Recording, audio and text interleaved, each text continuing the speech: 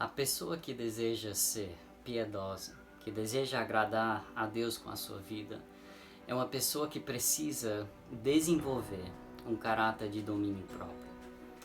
Todos nós que somos crentes no Senhor Jesus Cristo estamos travando uma guerra diariamente.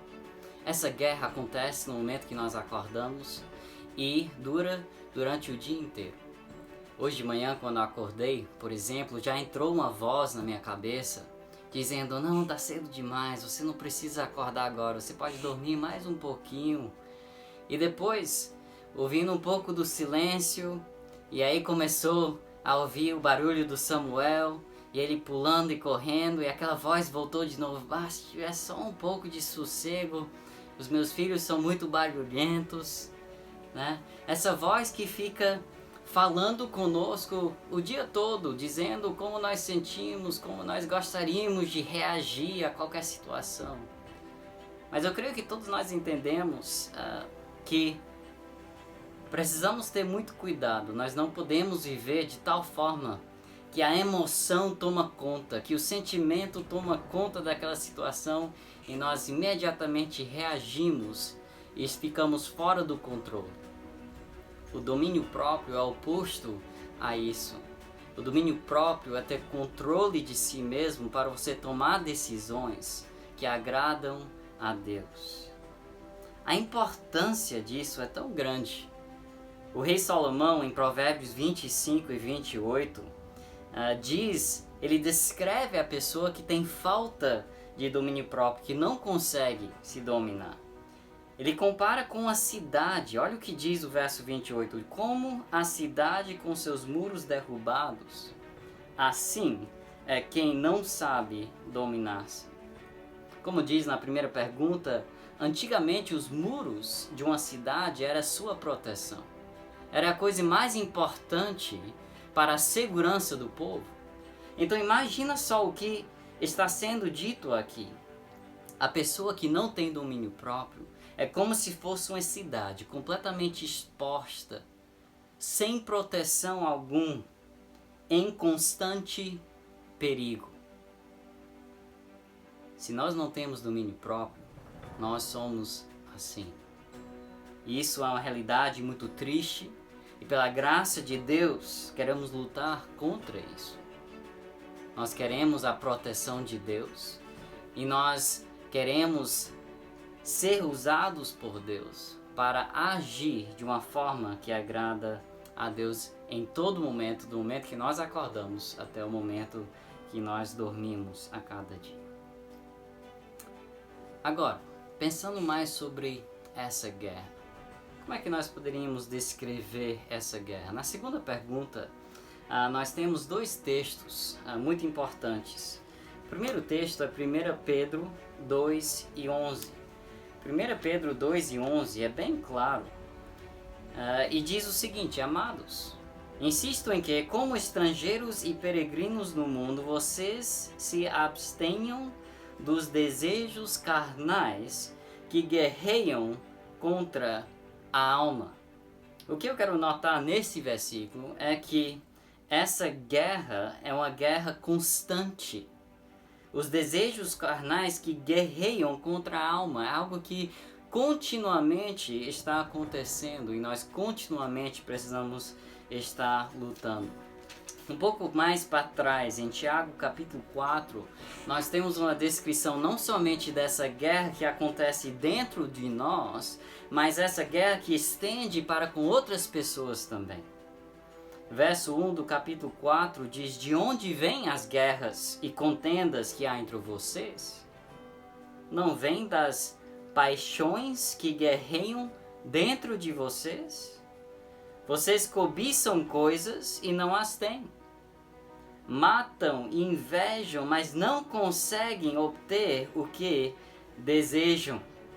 Vocês vivem a lutar e a fazer guerras, mas vocês não têm porque não pedem.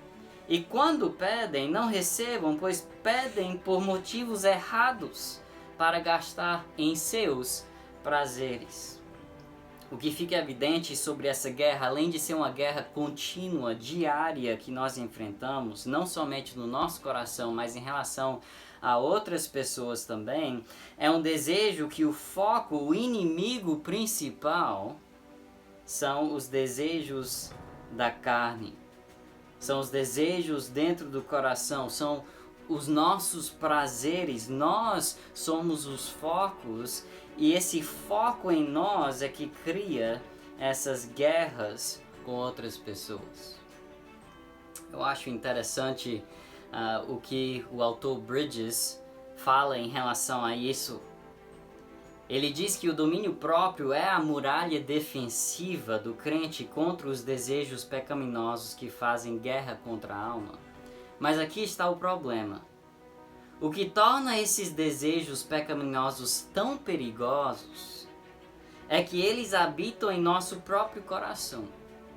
Então as tentações externas não seriam tão perigosas se não encontrassem em nós esse aliado chamado desejos dentro do nosso próprio coração.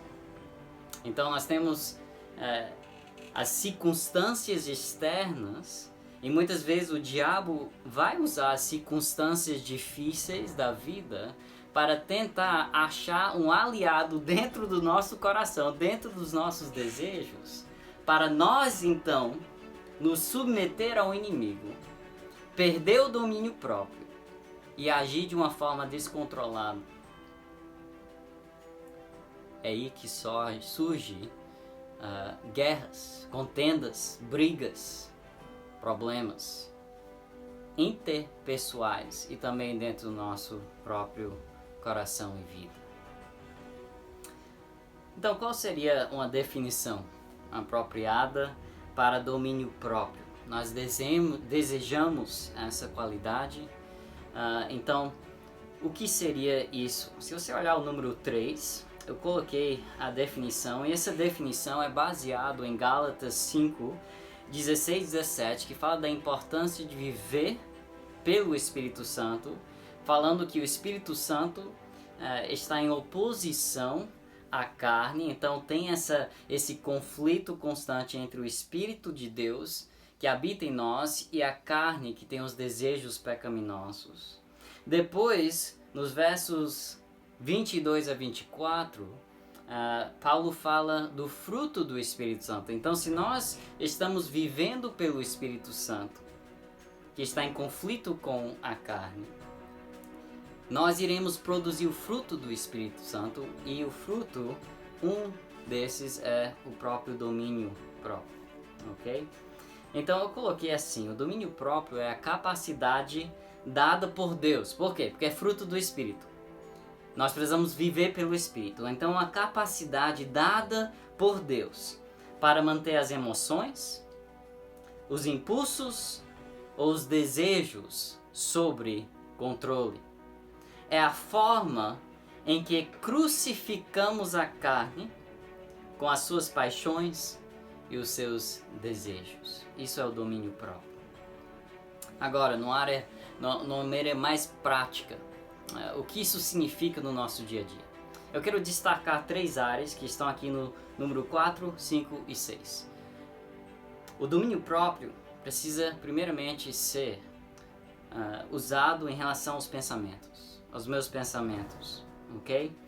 Provérbios 4 e 23 diz: guarda o seu coração, guarda os seus pensamentos, acima de tudo, porque dele procede a vida.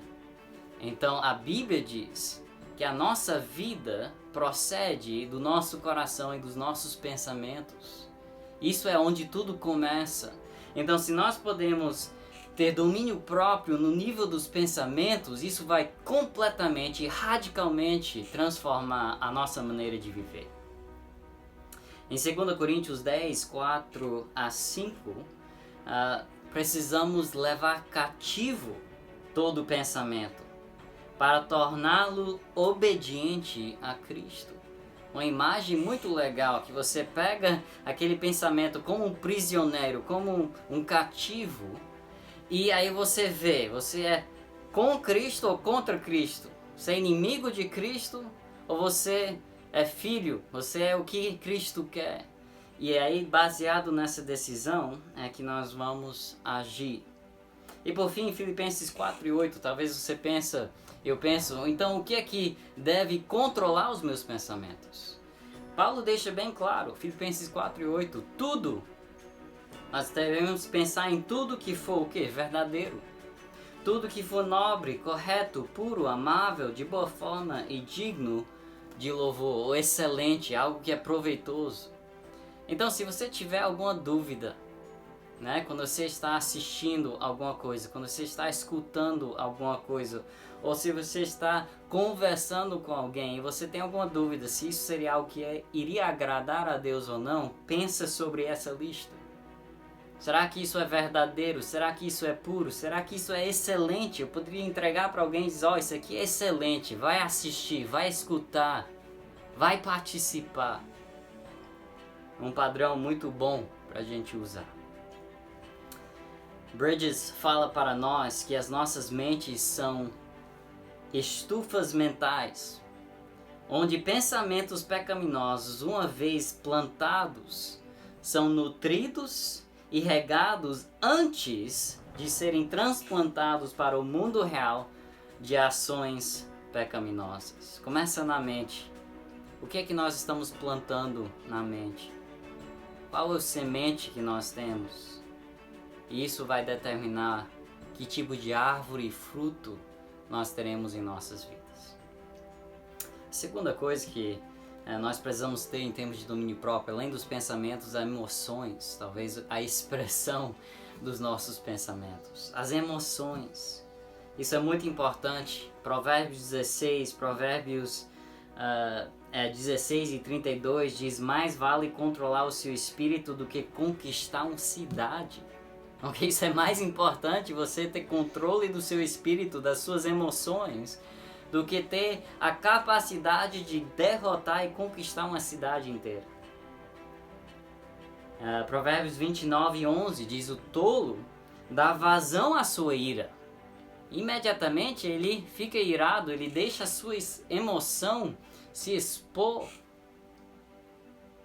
Mas o sábio domina-se, tem controle sobre a sua vida.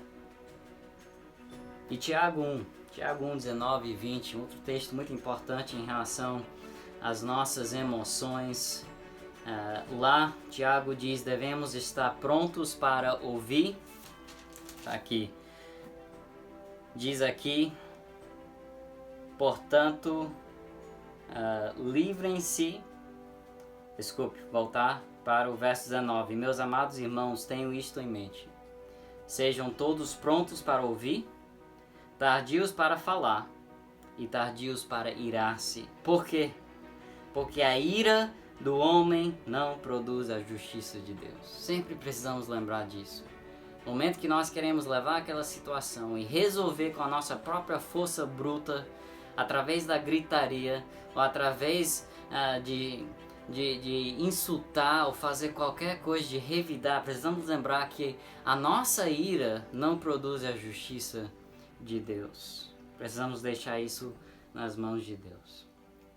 O terceiro aspecto que eu quero ressaltar sobre o domínio próprio, além de ter domínio próprio com os pensamentos, com as emoções, precisamos também ter com o nosso próprio corpo, com o nosso próprio corpo.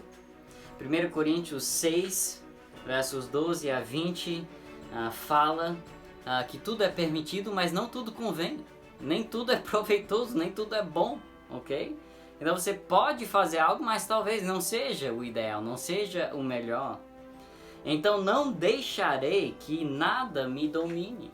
Eu não me tornarei escravo de nada. Eu quero submeter tudo à autoridade e senhorio de Cristo. Além disso, diz que o corpo é o santuário do Espírito Santo. Deus habita em nós como crentes. Então, ele mostra que isso deve produzir uma pureza.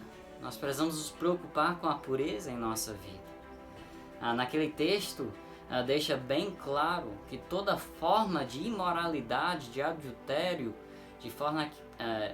toda forma de impureza não agrada a Deus. Isso é falta de domínio próprio com o nosso corpo. É ser levado pelos desejos carnais.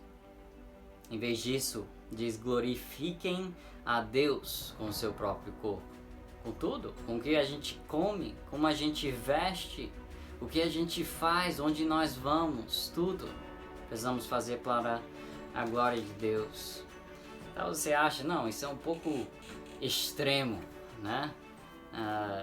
Parece um pouco radical de ter tanto domínio sobre o corpo. Acho interessante um pouco mais adiante. Paulo diz no capítulo 9 de 1 Coríntios, verso 27, ele diz: mas esmurro o meu corpo e faço dele meu escravo, para que depois de ter pregado a outros, eu mesmo não venha a ser reprovado. Isso é tão importante. Quantos cristãos têm falido nessa área e a mensagem que foi pregada foi totalmente jogado fora pela vida que foi vivida. A hipocrisia da vida. Nós não queremos ser assim. Se for necessário, precisamos esmurrar o próprio corpo e fazer do nosso corpo um escravo. Por quê? Para que a mensagem do Evangelho não seja prejudicada. No final, concluindo, número 7, como é que nós podemos crescer? Como é que vamos crescer em domínio próprio? 2 Pedro 1, 5 a 6, eu quero ir para lá. 2 Pedro 1, 5 a 6, diz o progresso, o crescimento. Como é que isso vai acontecer? Começando no verso 5, diz: por isso mesmo, empenham-se para acrescentar à sua fé a virtude o conhecimento, ao conhecimento o domínio próprio, e ao domínio próprio a perseverança, e a perseverança a piedade. A fé é a nossa salvação, é a fé que nos salvou. A isso precisamos acrescentar a virtude. O que é virtude? É o desejo de agradar a Deus. Começa no nível do desejo, um desejo de agradar a Deus. Tudo que é virtuoso vem de Deus. Depois do virtude, nós precisamos acrescentar conhecimento. O que é conhecimento? É saber como agradar a Deus. Então, não somente ter o desejo, mas também saber como agradar a Deus. Precisamos de conhecimento para fazer isso. E depois do conhecimento, nós acrescentamos domínio próprio, que é agir para agradar a Deus. Eu pego o desejo é transformado em conhecimento, agora eu sei como agradar a Deus, agora vem o domínio próprio de ter o domínio de realmente conseguir agir de uma forma que agrada a Deus.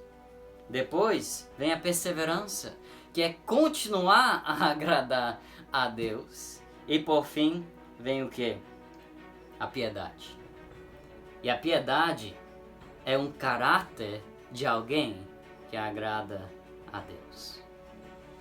O conhecimento da palavra de Deus é que nos avisa quando o inimigo, os desejos pecaminosos, está atacando a cidadela do nosso coração. Senão nós não saberíamos, ok? Por isso que é tão importante o conhecimento. O conhecimento diz, nos avisa, fala, mas o conhecimento em si não é o suficiente. Porque às vezes nós temos o conhecimento, mas ainda não conseguimos agir de uma forma que agrada a Deus. Por isso que precisa unir o conhecimento que diz e nos avisa contra o inimigo dos desejos pecaminosos. Porque a Bíblia nos fala sobre isso.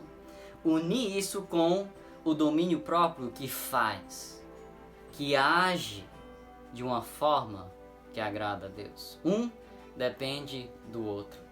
Então é essencial que nós crescemos no nosso conhecimento da palavra de Deus e por meio disso, vivendo no Espírito, nós conseguimos ter domínio próprio e realmente fazer o que Deus quer de nós. Amém.